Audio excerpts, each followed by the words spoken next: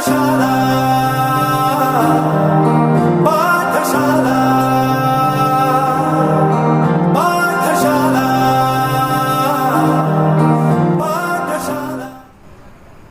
Hello everyone, welcome to my YouTube channel commerce corner Kannada. And ಇವತ್ತಿನ ಈ ವಿಡಿಯೋದಲ್ಲಿ ನಾವು ಅಡ್ವಾನ್ಸ್ ಫೈನಾನ್ಷಿಯಲ್ ಅಕೌಂಟಿಂಗ್ನ ಅಂದರೆ BCom ಸೆಕೆಂಡ್ ಸೆಮಿಸ್ಟರ್ನ ಅಡ್ವಾನ್ಸ್ ಫೈನಾನ್ಷಿಯಲ್ ಅಕೌಂಟಿಂಗಲ್ಲಿ ಬರೋವಂತಹ ಒಂದು ಟಾಪಿಕ್ ಬಗ್ಗೆ ಡಿಸ್ಕಷನ್ ಮಾಡೋಣ. ಸೊ ಅದರಲ್ಲಿ ಇವತ್ತು ಹೈಯರ್ ಪರ್ಚೇಸ್ ಸಿಸ್ಟಮಿಗೆ ಸಂಬಂಧಪಟ್ಟಂಗೆ ಡಿಸ್ಕಷನ್ ಮಾಡ್ತೀವಿ. ಹಾಗಾದರೆ ಹೈಯರ್ ಪರ್ಚೇಸ್ ಸಿಸ್ಟಮ್ ಅಂದರೆ ಏನು? It is a system of purchase in which only the possession of asset is given to the buyer and ownership of the asset is transferred to him on the payment of last installment. ಅಂದರೆ ಯಾವುದೇ ಒಂದು ಅಸೆಟ್ನ by ಮಾಡಿದ ತಕ್ಷಣ ನಾವು suppose ಏನಾದರೂ ನಾವು full payment ಮಾಡಿದರೆ, ನಾವೇನಾದರೂ ಒಂದು 2 ವೀಲರ್ ವೆಹಿಕಲ್ನ ಪರ್ಚೇಸ್ ಮಾಡ್ತೀವಿ ನಮ್ಮ ಬಿಸ್ನೆಸ್ಗೆ ಅಂತಂದರೆ, ನಾವು ಹೋಗಿ ಆ 2 ವೀಲರ್ ವೆಹಿಕಲ್ನ 1 ಲ್ಯಾಕ್ ರುಪೀಸ್ ಇರುತ್ತೆ ಅಂತ ಅಂದ್ಕೊಳ್ಳಿ. 1 ಲ್ಯಾಕ್ ರುಪೀಸ್ ಫುಲ್ಲೂ ಪೇಮೆಂಟ್ ಮಾಡಿ ನಾವು ಬಂದರೆ ನಮಗೆ ಪೊಸೆಷನ್ ಆಫ್ ಅಸೆಟ್ಟು ಮತ್ತು ಓನರ್ಶಿಪ್ ಆಫ್ ಅಸೆಟ್ಟು ಎರಡೂ ನಮಗೆ ಟ್ರಾನ್ಸ್ಫರ್ ಆಗಿರುತ್ತೆ. ಅಂದರೆ ಯಾಕೆ ಎರಡು ಟ್ರಾನ್ಸ್ಫರ್ ಮಾಡ್ತಾರೆ ಅಂತಂದರೆ, ಆ ಅಸೆಟ್ನ ವ್ಯಾಲ್ಯೂ ಏನಿರುತ್ತೆ ಅದನ್ನು ಕ್ಯಾಶ್ ಪ್ರೈಸ್ ಅಂತ ಕರಿತೀವಿ. So complete cash price payment ನಾವು on spot one time payment ಮಾಡೋದ್ರಿಂದ ಅದು ನಾರ್ಮಲ್ ಪರ್ಚೇಸು. ಸಪೋಸ್ ಏನಾದರೂ ನಮ್ಮ ಹತ್ರ ಫಂಡ್ ಇಲ್ದಲೆ ನಾವು ಅದನ್ನು ಲೋನ್ ಬೇಸಿಸ್ ಮೇಲೋ ಹೈರ್ ಪರ್ಚೇಸ್ ಸಿಸ್ಟಮಲ್ಲೋ ಪರ್ಚೇಸ್ ಮಾಡಿದ್ರೆ ನಮಗೆ ಬರೀ ಪೊಸೆಷನ್ ಆಫ್ ಅಸೆಟ್ ಮಾತ್ರ ನಮಗೆ ಟ್ರಾನ್ಸ್ಫರ್ ಆಗಿರುತ್ತೆ. ಆ್ಯಂಡ್ ಓನರ್ಶಿಪ್ ಆಫ್ ಅಸೆಟ್ಟು ನಮಗೆ ಆ ಲೋನ್ ಅಮೌಂಟ್ ಅಥವಾ ನಾವು ಔಟ್ಸ್ಟ್ಯಾಂಡಿಂಗಿರುವಂತಹ ಕ್ಯಾಶ್ ವ್ಯಾಲ್ಯೂ ಏನಿರುತ್ತೆ ಫುಲ್ ಅಮೌಂಟ್ ಪೇಮೆಂಟ್ ಮಾಡೋವ್ರಿಗೂ, ಅಂದರೆ ಲಾಸ್ಟ್ ಇನ್ಸ್ಟಾಲ್ಮೆಂಟ್ ಪೇಮೆಂಟ್ ಮಾಡೋವ್ರಿಗೂ ಓನರ್ಶಿಪ್ಪು ಬೈಯರ್ಗೆ ಟ್ರಾನ್ಸ್ಫರ್ ಆಗಿರಲ್ಲ. ಸೊ ಈ ಹೈಯರ್ ಪರ್ಚೇಸ್ ಸಿಸ್ಟಮ್ ಅಂದರೆ ಅದೇನೆ. ಹೈಯರ್ ಪರ್ಚೇಸ್ ಸಿಸ್ಟಮಲ್ಲಿ ಏನಾಗಿರುತ್ತೆ, ಫಾರ್ ಎಕ್ಸಾಂಪಲ್ ಅಸೆಟ್ನ ವ್ಯಾಲ್ಯೂ 1 ಲ್ಯಾಕ್ ರುಪೀಸ್ ಇದೆ ಅಂತ ಅಂದ್ಕೊಳ್ಳಿ. ಅಂದರೆ ಕ್ಯಾಶ್ ಪ್ರೈಸ್ ಅಂತ ಕರಿತೀವಿ ಇದನ್ನು. ಕ್ಯಾಶ್ ಪ್ರೈಸ್ 1 ಲ್ಯಾಕ್ ರುಪೀಸ್ ಇದ್ದು ಅದರಲ್ಲಿ ಡೌನ್ ಪೇಮೆಂಟ್ ಅಂದ್ಬಿಟ್ಟು 20,000 ರುಪೀಸ್ ಪೇಮೆಂಟ್ ಮಾಡಿರ್ತಾನೆ ಅಂತ ಅಂದ್ಕೊಳ್ಳಿ. ಸೊ ರಿಮೈನಿಂಗ್ 80,000 ರುಪೀಸ್ನ 4 ಇನ್ಸ್ಟಾಲ್ಮೆಂಟ್ಸಲ್ಲಿ ಅವನು ಪೇ ಮಾಡಿದ್ದಾನೆ ಅಂತಂದರೆ ನಮಗೆ ಈಚ್ ಇನ್ಸ್ಟಾಲ್ಮೆಂಟು 20,000 ರುಪೀಸ್ ಪೇಮೆಂಟ್ ಮಾಡಬೇಕಾಗಿ ಬರುತ್ತೆ. ಸೊ ಈ 20,000 ಮತ್ತು ಇಂಟ್ರೆಸ್ಟು ಎರಡನ್ನೂ ನಾವು ಎವ್ರಿ ಇನ್ಸ್ಟಾಲ್ಮೆಂಟ್ಸಲ್ಲಿ ಪೇಮೆಂಟ್ ಮಾಡಬೇಕಾಗಿ ಬರುತ್ತೆ. ಸೊ 4th ಇನ್ಸ್ಟಾಲ್ಮೆಂಟ್ಸ್ ಕಂಪ್ಲೀಟಾಗಿ ಕ್ಲಿಯರ್ ಆದಮೇಲೆ ಆ ಓನರ್ಶಿಪ್ನ ಬೈಯರ್ಗೆ ಟ್ರಾನ್ಸ್ಫರ್ ಮಾಡ್ತಾರೆ. ಅದನ್ನು ಹೈಯರ್ ಪರ್ಚೇಸ್ ಸಿಸ್ಟಮ್ ಅಂತ ಕರಿತೀವಿ. So it is a system of purchase in which only the possession of asset is given to the buyer. ಅಂದರೆ ಅಸೆಟ್ ಮಾತ್ರ ಬೈಯರ್ ಹತ್ರ ಇರುತ್ತೆ ಹೊರತು ಓನರ್ಶಿಪ್ ಇರಲ್ಲ. ಅಂದರೆ ಆ ಓನರ್ಶಿಪ್ ಇಲ್ದಲೇ ಕಾರಣಕ್ಕೋಸ್ಕರ ಆ ಬೈಯರು ಅಸೆಟ್ನ ರೀಸೇಲ್ ಮಾಡೋ ಹಾಗಿಲ್ಲ, ಜಸ್ಟ್ ಯೂಸ್ ಮಾಡ್ಬೋದು ಅಷ್ಟೇ. ರೀಸೇಲ್ ಯಾವಾಗ ಮಾಡ್ಬೋದು ಅಂತಂದರೆ ಎಲ್ಲ ಇನ್ಸ್ಟಾಲ್ಮೆಂಟ್ಸ್ನ ಪೇಮೆಂಟ್ ಮಾಡಿ ಕ್ಲಿಯರ್ ಮಾಡಾದಮೇಲೆ ರೀಸೇಲ್ ಮಾಡ್ಬೋದು. ಸಪೋಸ್ ಏನಾದರೂ ಯಾವುದಾದ್ರೂ ಇನ್ಸ್ಟಾಲ್ಮೆಂಟ್ಸ್ನ ಪೇಮೆಂಟ್ ಮಾಡಿಲ್ಲ ಬೈಯರು ಅಂತಂದರೆ ಓನರ್ ಆ ವೆಂಡರ್ ಯಾರಿರ್ತಾನೆ, ಹೈಯರ್ ವೆಂಡರ್ ಯಾರಿರ್ತಾನೆ, ಅವನು ಬಂದು ಆ ಅಸೆಟ್ನ ರೀಪೊಸೆಸ್ ಮಾಡಿ ತೊಗೊಂಡೋಗ್ಬೋದು. ಅಂದರೆ ಇಮ್ಮಿಡಿಯೇಟಾಗಿ ಸ್ಪಾಟಲ್ಲೇ ಆ ಅಸೆಟ್ನ ಸೀಸ್ ಮಾಡಿ ಅವನು ತೊಗೊಂಡೋಗ್ಬೋದು. ಇದನ್ನು ಹೈಯರ್ ಪರ್ಚೇಸ್ ಸಿಸ್ಟಮ್ ಅಂತ ಕರಿತೀವಿ. ಸೊ ಇದರಲ್ಲಿ ಕ್ಯಾಲ್ಕುಲೇಷನ್ ಪಾರ್ಟ್ ಬಂತು ಅಂತಂದರೆ ಏನೇನೆಲ್ಲ ಕೇಳ್ತಾನೆ ಅಂತ ನೋಡೋದಾದರೆ, ಒಂದು ಇಂಟ್ರೆಸ್ಟ್ ಕ್ಯಾಲ್ಕುಲೇಷನ್ ಕೇಳ್ತಾನೆ. ಸೊ ಇಂಟ್ರೆಸ್ಟ್ ಕ್ಯಾಲ್ಕುಲೇಷನ್ಗೆ ಸಂಬಂಧಪಟ್ಟಂಗೆ ಇಂಟ್ರೆಸ್ಟ್ ಕ್ಯಾಲ್ಕುಲೇಟ್ ಮಾಡೋಕ್ಕೆ ನಮಗೆ 4 ಮೆಥಡ್ ಇದೆ. ಒಂದು ಬ್ಯಾಕ್ ಕ್ಯಾಲ್ಕುಲೇಷನ್ ಮೆಥಡ್ ಅಂತ ಕರಿತೀವಿ, ಎರಡನೇದು ratio method, interest is included method, interest is not included method. 4 method ಇದೆ. ಸೊ ನಮಗೆ ಕ್ವಶನಲ್ಲಿ ಅವನು calculate the interest under back calculation method or ratio method, interest is include method, not include method ಅಂತ mention ಮಾಡಿರಲ್ಲ. So just ಕ್ವಶನ್ನ ಕೊಟ್ಟಿರ್ತಾನೆ, ನಾವು ಕ್ವಶನನ್ನ ಯಾವ ಮೆಥಡಲ್ಲಿ ನಾವು ಕ್ಯಾಲ್ಕುಲೇಟ್ ಮಾಡಬೇಕು ಅನ್ನೋದನ್ನು ನಾವು ಡಿಸೈಡ್ ಮಾಡಬೇಕು. ಹಾಗಾಗಿ ಯಾವಾಗ ಯಾವ ಮೆಥಡ್ ಅಪ್ಲೈ ಮಾಡಬೇಕು ಅನ್ನೋದು ಹೇಗೆ ಗೊತ್ತಾಗುತ್ತೆ ನಮಗೆ? Let's see. ಸೊ ನಿಮಗೆ ಇಲ್ಲೊಂದು ಕೀ ಪಾಯಿಂಟ್ಸ್ನ ಕೊಟ್ಟಿದ್ದೀನಿ. ಸೊ ಇಲ್ಲಿರುವಂತಹ ಈ ಕೀಸ್ನ ಅಪ್ಲೈ ಮಾಡಿದ್ರೆ ನಮಗೆ ಯಾವ ಕ್ವಶನ್ಗೆ ಯಾವಾಗ ನಾವು ಯಾವ ಮೆಥಡ್ ಅಪ್ಲೈ ಮಾಡಬೇಕು ಅನ್ನೋದು ಕ್ಲಾರಿಟಿ ಸಿಗುತ್ತೆ. ಹೇಗೆ? ಸಪೋಸ್ ಆ ಕ್ವಶನಲ್ಲಿ ಕ್ಯಾಶ್ ಪ್ರೈಸ್ ಇಲ್ಲ ಅಂತಂದರೆ, ಹಾಗಾದರೆ ಕ್ಯಾಶ್ ಪ್ರೈಸ್ ಅಂತಂದರೆ ಏನು? ಕ್ಯಾಶ್ ಪ್ರೈಸ್ ಅಂತಂದರೆ ಆ ಅಸೆಟ್ನ ಆ್ಯಕ್ಚುಯಲ್ ವ್ಯಾಲ್ಯೂ. ಒಂದು ವೆಹಿಕಲ್ನ ಬೈ ಮಾಡೋ ಅಂತ ಹೋಗ್ತೀರಾ, ವೆಹಿಕಲ್ನ ಬೈ ಮಾಡೋಕ್ಕೆ ಹೋದಾಗ ಅಸೆಟ್ನ ವ್ಯಾಲ್ಯೂ ಕೇಳ್ತೀರಾ ನೀವು. ಆ ವೆಹಿಕಲ್ ಎಷ್ಟು ಕಾಸ್ಟ್ ಆಗುತ್ತೆ ಅಂತ ಕೇಳ್ತೀರಾ. 1 ಲ್ಯಾಕ್ ರುಪೀಸ್ ಅಂತ ಹೇಳ್ತಾರೆ. So that 1 lakh rupees is the cash price. ನಾವೇನಾದರೂ ಕ್ಯಾಶ್ ಆನ್ ಸ್ಪಾಟಲ್ಲಿ ಪೇಮೆಂಟ್ ಮಾಡಿ ಅಸೆಟ್ನ ತೊಗೊಂಬಂದರೆ ನಮ್ಗೆ 1 ಲ್ಯಾಕ್ ರುಪೀಸ್ ಮಾತ್ರ ಖರ್ಚಾಗುತ್ತೆ. ಸಪೋಸ್ ಏನಾದರೂ ನಾವು ಹೈಯರ್ ಪರ್ಚೇಸ್ ಸಿಸ್ಟಮ್ ಅಂಡಲ್ಲಿ ಅಸೆಟ್ನ ಬೈ ಮಾಡ್ತೀವಿ ಅಂತ ಹೋದರೆ ನಾವು ಎಕ್ಸಸ್ ಪೇಮೆಂಟ್ ಮಾಡಬೇಕಾಗಿ ಬರುತ್ತೆ. ಯಾಕೆ ಅಂತಂದರೆ ನಾವು ಆ ಅಸೆಟ್ನ ಫುಲ್ ಅಮೌಂಟ್ ಪೇಮೆಂಟ್ ಮಾಡಿರಲ್ಲ, ಬದಲಾಗಿ ಒಂದಷ್ಟು ಪರ್ಸೆಂಟೇಜ್ ಮಾತ್ರ ಡೌನ್ ಪೇಮೆಂಟ್ ಆಗಿ ಪೇಮೆಂಟ್ನ ಮಾಡಿ ಅಸೆಟ್ನ ಬೈ ಮಾಡಿರ್ತೀವಿ. ಇನ್ನು ರಿಮೈನಿಂಗ್ ಔಟ್ಸ್ಟ್ಯಾಂಡಿಂಗ್ ಕ್ಯಾಶ್ ಪ್ರೈಸ್ಗೆ ನಾವು ರೆಗ್ಯುಲರಾಗೆ ಇಂಟ್ರೆಸ್ಟು ಇನ್ಸ್ಟಾಲ್ಮೆಂಟ್ಸ್ನ ಪೇಮೆಂಟ್ ಮಾಡ್ತಾ ಬರಬೇಕು. ಸೊ ಆ ಇಂಟ್ರೆಸ್ಟ್ ಆ್ಯಡ್ ಆಗಿ ನಮಗೆ ಆ ಅಸೆಟ್ನ ಟೋಟಲ್ ವ್ಯಾಲ್ಯೂ 1 ಲ್ಯಾಕ್ ರುಪೀಸ್ಗಿಂತ ಜಾಸ್ತಿ ಆಗಿರುತ್ತೆ. ಹಾಗಾಗಿ ಹೈಯರ್ ಪರ್ಚೇಸ್ ಸಿಸ್ಟಮ್ ಅಂತ ಕರಿತೀವಿ. ಸೊ ಇಲ್ಲಿ ಈ ಮೆಥಡ್ನ ಅಪ್ಲೈ ಮಾಡ್ಬೇಕಾದ್ರೆ ಕ್ವಶನಲ್ಲಿ ಏನಾದರೂ ಕ್ಯಾಶ್ ಪ್ರೈಸ್ ಇಲ್ಲ ಅಂತಂದರೆ, ಕ್ವಶನ್ ಕೊಟ್ಟಿರ್ತಾನೆ, ಆ ಕ್ವಶನಲ್ಲಿ ಕ್ಯಾಶ್ ಪ್ರೈಸ್ ಇಲ್ಲ ಅಂತಂದರೆ ನಾವು ಬ್ಯಾಕ್ ಕ್ಯಾಲ್ಕುಲೇಷನ್ ಮೆಥಡ್ನ ಅಪ್ಲೈ ಮಾಡಬೇಕಾಗಿ ಬರುತ್ತೆ. ಸೊ ಕ್ವಶನ್ನ ಓದಿದ ತಕ್ಷಣ ನೀವು ಅದನ್ನು ಪಾಯಿಂಟ್ನ ಹೈಲೈಟ್ ಮಾಡಬೇಕು, ಏನಿಲ್ಲ ಕ್ವಶನಲ್ಲಿ ಅಂತ. ಸಪೋಸ್ ಏನಾದರೂ ಕ್ಯಾಶ್ ಪ್ರೈಸೇ ಕೊಟ್ಟಿಲ್ಲ ಅಂತಂದರೆ ನಾವು ಅವಾಗ ಬ್ಯಾಕ್ ಕ್ಯಾಲ್ಕುಲೇಷನ್ ಮೆಥಡ್ನ ಅಪ್ಲೈ ಮಾಡಬೇಕಾಗಿ ಬರುತ್ತೆ. ಇದು ಫಸ್ಟ್ ಪಾಯಿಂಟು. ಇನ್ನು second point is rate of interest. ನಾವು ಕ್ಯಾಲ್ಕುಲೇಟ್ ಮಾಡೋಕ್ಕೆ ಮೇಯ್ನ್ ಬೇಕಾಗಿರೋದೆ ರೇಟ್ ಆಫ್ ಇಂಟ್ರೆಸ್ಟು. ಸಪೋಸ್ ಏನಾದರೂ ಕ್ವಶನಲ್ಲಿ ರೇಟ್ ಆಫ್ ಇಂಟ್ರೆಸ್ಟ್ ಕೊಟ್ಟಿಲ್ಲ ಅಂತ ಅಂದ್ಕೊಳ್ಳಿ. ನೋಡಿ, if rate of interest is not given, rate of interest ಕೊಡ್ದಲೇ ಇದ್ದಾಗ ನಾವು ರೇಷಿಯೋ ಮೆಥಡ್ನ ಅಪ್ಲೈ ಮಾಡಬೇಕಾಗಿ ಬರುತ್ತೆ. ಸರ್ ಹೇಗೆ ಅಪ್ಲೈ ಮಾಡೋದು ರೇಷಿಯೋ ಮೆಥಡು? ಸಪೋಸ್ 3 ಇನ್ಸ್ಟಾಲ್ಮೆಂಟ್ಸ್ ಅಂತ ಇತ್ತು ಅಂತಂದರೆ 3:2:1. 4 ಇನ್ಸ್ಟಾಲ್ಮೆಂಟ್ಸ್ ಇತ್ತು ಅಂತಂದರೆ 4:3:2:1. ಈ ರೀತಿ ನಾವು ಇದನ್ನು ಅಪ್ಲೈ ಮಾಡಬೇಕಾಗಿ ಬರುತ್ತೆ. ಹೇಗೆ ಅಪ್ಲೈ ಮಾಡಬೇಕು, ಪ್ರಾಬ್ಲಮ್ ಮಾಡಬೇಕಂದ್ರೆ ನಿಮ್ಗೆ ಇನ್ ಡೆಪ್ತಾಗಿ ಹೇಳ್ಕೊಡ್ತೀನಿ. ಜಸ್ಟ್ ನಾನು ಇವಾಗ ಹೇಳ್ತಾ ಇರೋದು ಕ್ಲೂ ಅಷ್ಟೇ. ಸೊ ಕ್ವಶನಲ್ಲಿ ಏನಾದರೂ ಕ್ಯಾಶ್ ಪ್ರೈಸ್ ಇಲ್ಲ ಅಂತಂದರೆ back calculation method, rate of interest ಇಲ್ಲ ಅಂತಂದರೆ ರೇಷಿಯೋ ಮೆಥಡ್ನ ಅಪ್ಲೈ ಮಾಡಬೇಕಾಗಿ ಬರುತ್ತೆ. ಫೈನ್, ಇದು 2 ಮೆಥಡ್ ಆಯಿತು. ಇನ್ನು ನೆಕ್ಸ್ಟು ಏನಾದರೂ ಕ್ವಶನಲ್ಲಿ ಕ್ಯಾಶ್ ಪ್ರೈಸು ಕೊಟ್ಟಿದ್ದಿ, ರೇಟ್ ಆಫ್ ಇಂಟ್ರೆಸ್ಟು ಕೊಟ್ಟಿದ್ದಾನೆ ಅಂತ ತಿಳ್ಕೊಳ್ಳಿ. ಕ್ಯಾಶ್ ಪ್ರೈಸ್ ಇಲ್ಲ ಅಂದರೆ back calculation method, rate of interest ಇಲ್ಲ ಅಂತಂದರೆ ರೇಷಿಯೋ ಮೆಥಡು. ಕ್ಯಾಶ್ ಪ್ರೈಸು ಕೊಟ್ಟಿದ್ದು ರೇಟ್ ಆಫ್ ಇಂಟ್ರೆಸ್ಟ್ ಇದ್ದರೆ ನಾವು ಲಾಜಿಕ್ ಅಪ್ಲೈ ಮಾಡಬೇಕಾಗಿ ಬರುತ್ತೆ. ಹಾಗಾದರೆ ಲಾಜಿಕ್ ಅಂದರೆ ಏನೇನು ಸರ್, ಹೇಗೆ ಅಪ್ಲೈ ಮಾಡಬೇಕು? ಇಲ್ಲಿ ಕೆಳಗಡೆ ಇದೆ ನೋಡಿ. ಸೊ ಲಾಜಿಕ್ ಅಂತಂದರೆ ಈ ಲಾಜಿಕ್ನ ನೀವು ಕ್ಯಾಲ್ಕುಲೇಷನ್ ಮಾಡಬೇಕಾಗಿ ಬರುತ್ತೆ. DP ಅಂತಂದರೆ down payment. On signing the ಅಗ್ರಿಮೆಂಟಲ್ಲಿ ಏನಾದರೂ ಒಂದು ಸಮ್ ಅಮೌಂಟ್ನ ಪೇಮೆಂಟ್ ಮಾಡಿದರೆ ನಾವು ಅದನ್ನು ಡೌನ್ ಪೇಮೆಂಟ್ ಅಂತ ಕರಿತೀವಿ, ಶಾರ್ಟ್ ಫಾರ್ಮಲ್ಲಿ DP. ಪ್ಲಸ್ ಇನ್ಸ್ಟಾಲ್ಮೆಂಟ್ಸ್ ಅಂತಂದರೆ ಸಪೋಸ್ ಅವನು ಈಗ ಡೌನ್ ಪೇಮೆಂಟು 10,000 ರುಪೀಸ್ ಇದೆ ಅಂತ ಅಂದ್ಕೊಳ್ಳಿ, ಇದು ಡೌನ್ ಪೇಮೆಂಟು. ಪ್ಲಸ್ ಆ ಇನ್ಸ್ಟಾಲ್ಮೆಂಟ್ ಅವನು 20,000 ಈಚ್ ಹಂಗೆ 3 ಇನ್ಸ್ಟಾಲ್ಮೆಂಟ್ಸ್ ಪೇಮೆಂಟ್ ಮಾಡಿದೆ ಅಂತ ತಿಳ್ಕೊಳ್ಳಿ. So 3 × 20,000 clear. So 10,000 3 instalment, 10,000 is the DP down payment, plus ಇದು ಇನ್ಸ್ಟಾಲ್ಮೆಂಟ್ಸು ಈಕ್ವಲ್ಸ್ ಕ್ಯಾಶ್ ಪ್ರೈಸು, ಅಂದರೆ ಕ್ಯಾಶ್ ಪ್ರೈಸ್ ಬರಬೇಕು. ಸಪೋಸ್ ಏನಾದರೂ ಇಲ್ಲಿ ಕ್ವಶನಲ್ಲಿ ಕ್ಯಾಶ್ ಪ್ರೈಸ್ ಅವ್ನು ಕೊಟ್ಟಿದ್ದಾನೆ ಅಂತ ಅಂದ್ಕೊಳ್ಳಿ. ಈಗ cash price of the asset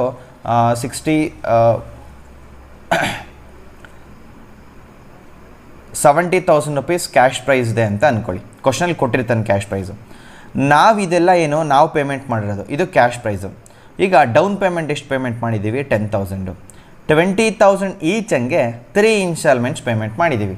20 × 3 ಎಷ್ಟಾಗುತ್ತೆ?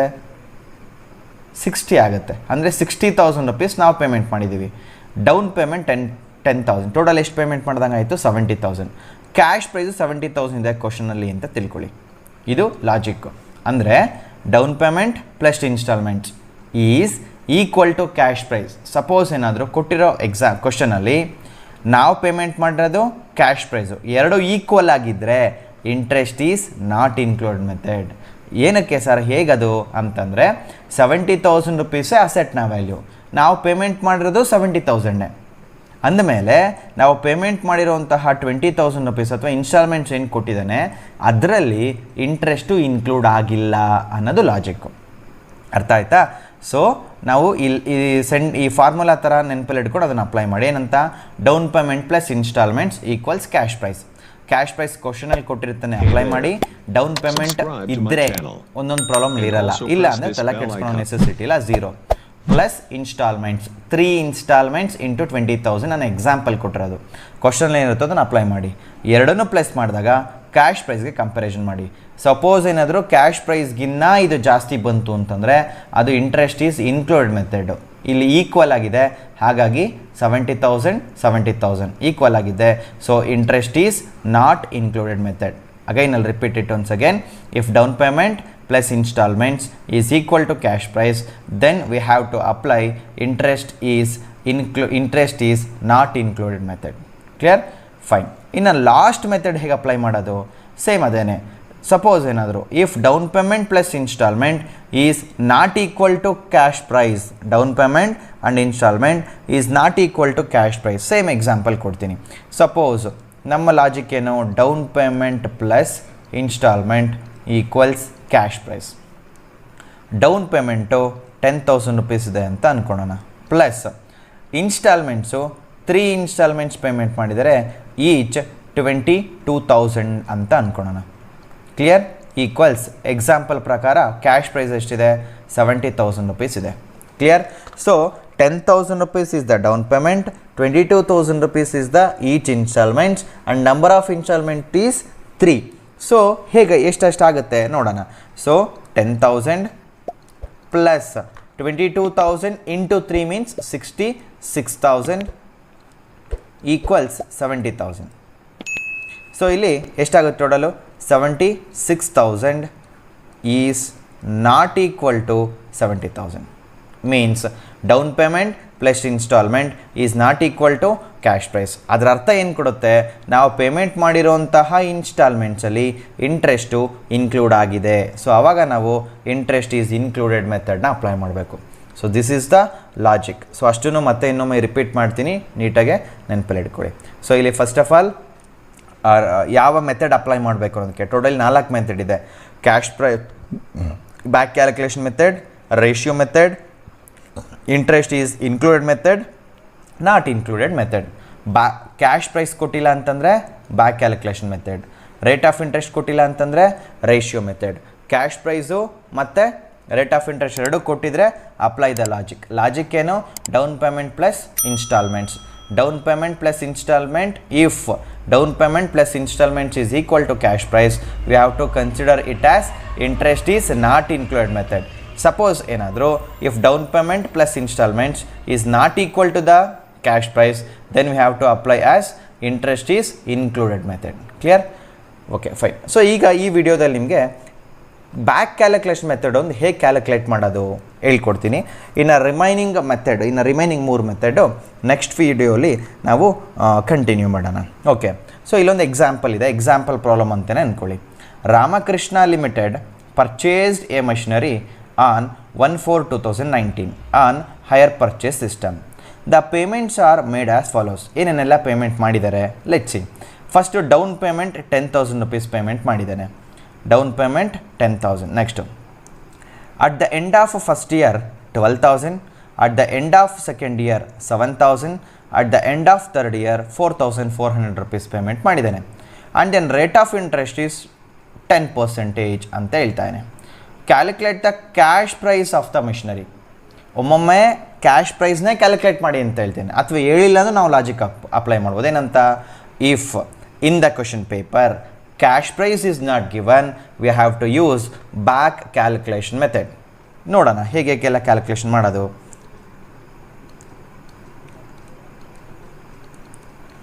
Cash price question mark,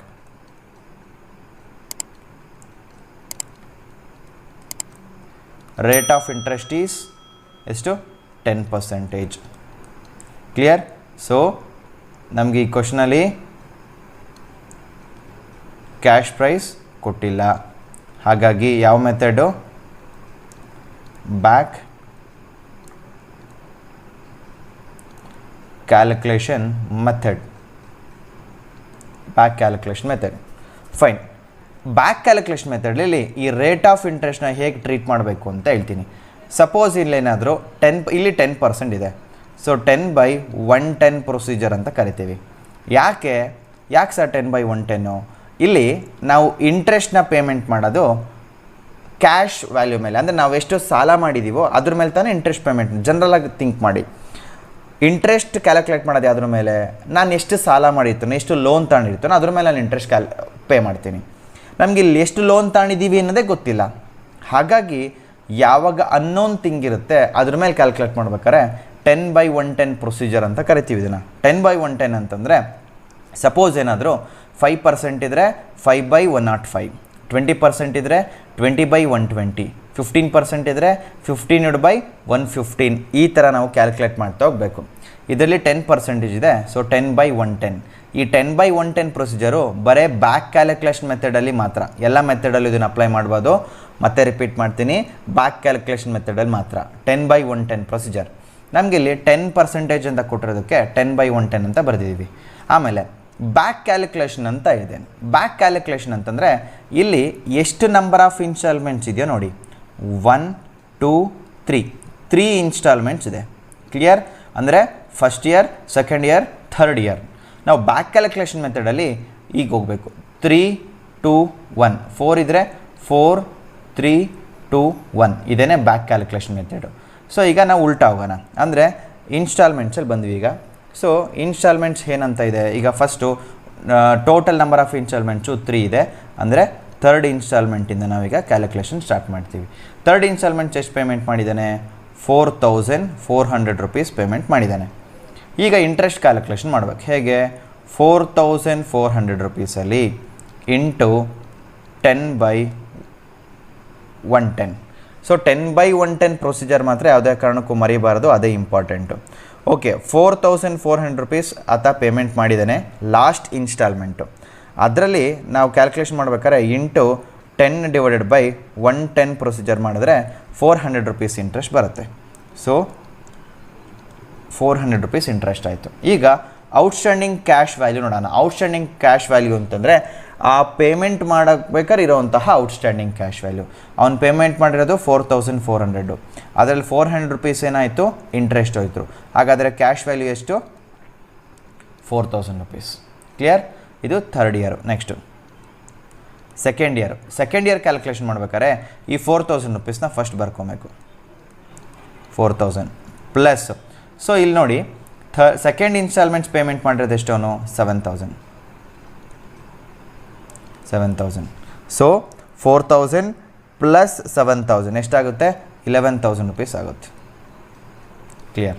so 11000 ರುಪೀಸ್ಗೆ interest calculation ಮಾಡಬೇಕು. 11000 into 10/110. So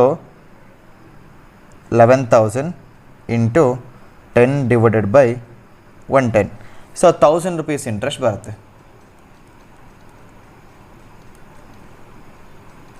so 1000 rupees interest ಬಂತು. ಅವ್ನು ಪೇಮೆಂಟ್ ಮಾಡಿರೋದು ಟೋಟಲು 11000. ಔಟ್ಸ್ಟ್ಯಾಂಡಿಂಗ್ ಇದು 11000. 11ಅಲ್ಲಿ 1000 ಹೋದರೆ ರಿಮೈನಿಂಗ್ ಎಷ್ಟು? 10,000 rupees is the outstanding cash value. Next first ಇನ್ಸ್ಟಾಲ್ಮೆಂಟಿಗೆ ಬರೋಣ. ಫಸ್ಟ್ ಇನ್ಸ್ಟಾಲ್ಮೆಂಟಿಗೆ ಬರಬೇಕು ಮುಂಚೆ ಸೇಮ್ ಇದೇ ಥರನೇ ಫಸ್ಟು 10,000 ಬರ್ಕೊಡೋಣ. ಪ್ಲಸ್ ಫಸ್ಟ್ ಇನ್ಸ್ಟಾಲ್ಮೆಂಟ್ ಎಷ್ಟು ಪೇಮೆಂಟ್ ಮಾಡಿದೆ ನಾನು? 12,000. ಎಷ್ಟಾಗುತ್ತೆ? 22,000. ಈಗ 22,000ಗೆ ಇಂಟ್ರೆಸ್ಟ್ ಕ್ಯಾಲ್ಕುಲೇಷನು.